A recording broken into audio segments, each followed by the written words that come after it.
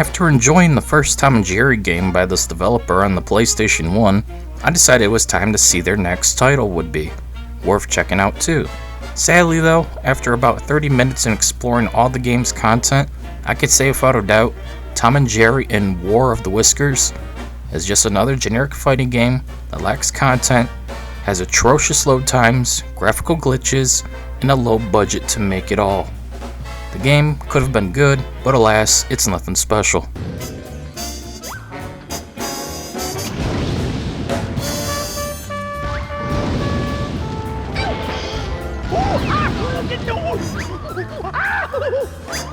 The game allows you to play as one of several Tom and Jerry characters. You got Tom, Jerry, Spike, Butch, Nibbles, Tyke, Quackers, Eagle, Lion, Robot Cat, and Monster Jerry, each one falling into a different category.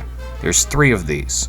Large, who have high strength but low speed, medium, who has balanced stats, and small, who have high speed but low strength.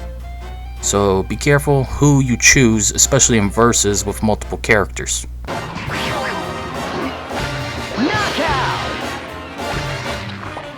Player 2 loses. Player 1 wins. One can even unlock costumes for certain characters based on their appearances in the original show's run, such as cowboys, musketeers, and their beach-going outfits. These costumes are used by Tom, Jerry, Spike, Butch, and Nibbles. And Duckling. I think they meant Quackers. They're only used in versus mode and challenge mode, not in the tag versus mode.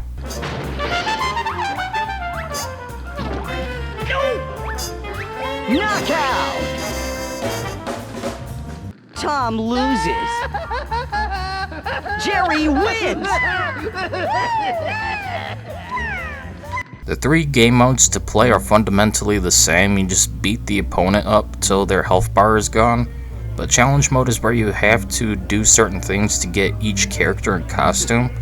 But of course, this being an older game, you could just use cheats like I did, because I'm not sitting through this game for 15 plus hours trying to unlock a stupid costume. I'm not an MMO player. I demand access to everything right away. I do not like grinding away to unlock stuff. Just let me play the complete game that I've freaking paid for fuck's sakes.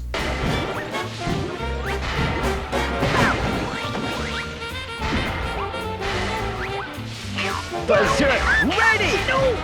The game does feature a whopping 13 stages to play in, though some are exclusive to player versus player mode. On the main menu, there's another mode faded out because it's 2-player only, though on GameCube and Xbox this is up to 4 players in the game, which was typical at the time. The PS2 was the weakest console and only supported 2 controllers without any adapters.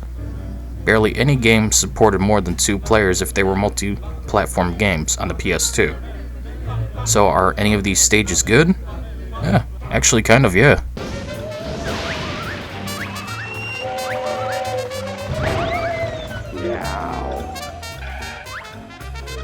The highlights are easily Haunted Mouse, where you're in a haunted house with ghosts spawning in to scare you to death.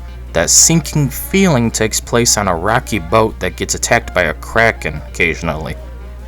Pause is a beach level where you have to dodge the rising water, which is full of sharks. Frankenmouse is about that one episode with the experimentations like the cat and dog switching minds.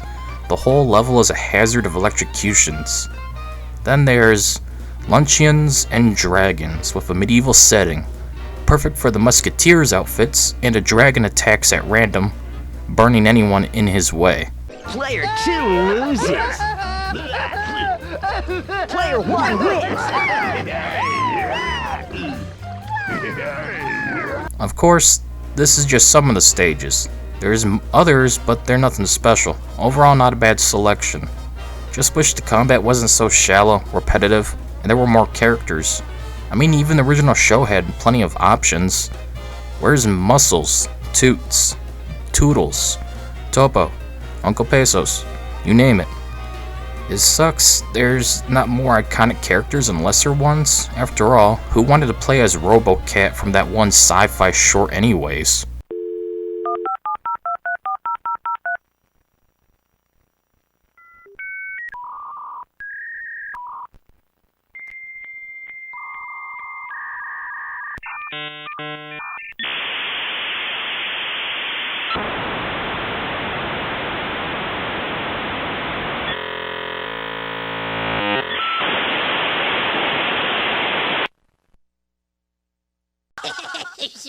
The only other thing to mention is the bad load times. They can take upwards of 10 to 15 seconds. It gets old fast on top of the gameplay not being that fun.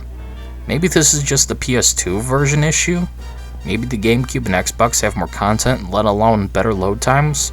But the PS2 version is a slog of an experience. At the end of the day, Tom and Jerry in War of the Whiskers is just another generic fighting game, using a kid's show with a low budget, and not offering much substance. The only ones who will like this game are those who grew up playing it, let alone are Tom and Jerry fanboys. Its repetitive, shallow, clunky gameplay and lackluster roster of characters do not help it either. On top of the bad load times, just adds up to a frustrating, boring experience. It's not that worth it, as it's just a mediocre game based on Tom and Jerry. For a next generation title, they really didn't offer much in comparison to the PS1 game they also made. Anyways, that's it for this video. See you all later.